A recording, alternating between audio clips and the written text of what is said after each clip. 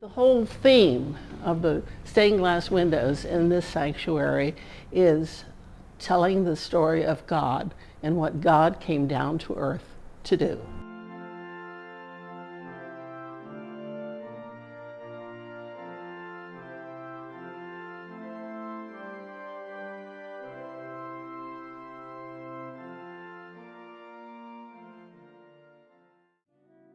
I'm Margaret Branham. I'm the parish librarian. I'm here with Seth Peter Trees, who is the video expert here at St. James Episcopal Church, Leesburg, Florida, 204 North Lee Street. It is one of the oldest churches in Leesburg. It was begun in 1885. The church was not built till 1889. And I would like you to see one of our record books, which is kept here in the parish library, and it shows a picture of the great east window on the left-hand side of the album. And you can see that it's quite a different arrangement for the east window, which we now know as the window of the Good Shepherd. That was early on. And then the worst thing that could happen occurred. We had a fire at St. James. 1947. The major damage was to the chancel, where the altar is, and to the east window, and to the organ. A major disaster. But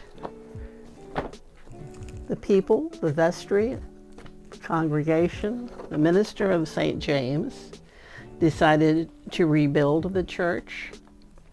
Here's a small picture in the center of the church rebuilt. You can see there's a lot of wood, but not many windows.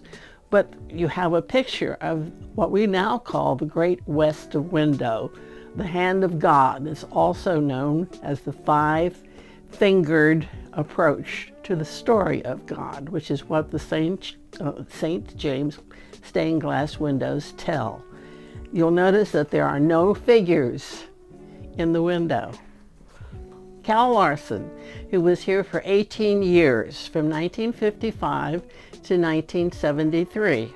He was the one that was an inspiration to find one of the world's best, I'm saying world's best known stained glass artist. At the bottom of the page, the only picture that we have of Carl J. Mueller, who came from a family of stained glass artisans in Dusseldorf, Germany. That studio in Dusseldorf still exists. It's in the Rhine-Palatinate state of Germany, which is where the Ruhr Valley is, where there are many, many elements that can be used in making stained glass, such as iron oxide, gold chloride, magnesium oxide. All sorts of elements are there and readily available. It's a very rich part of Germany also. That's the background for Carl J. Mueller, who came to this country when he was in his early 20s.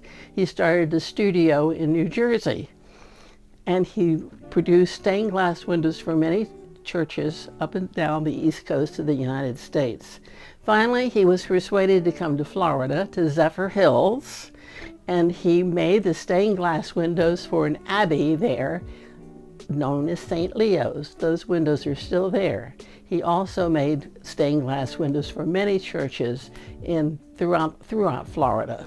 And fortunately, he was located by somebody from this parish. I'm not sure that it was Father Larson, but it probably was, and asked to do the windows for St. James. Many of the patterns for the glass windows came from Germany and were part of the Mueller studio there.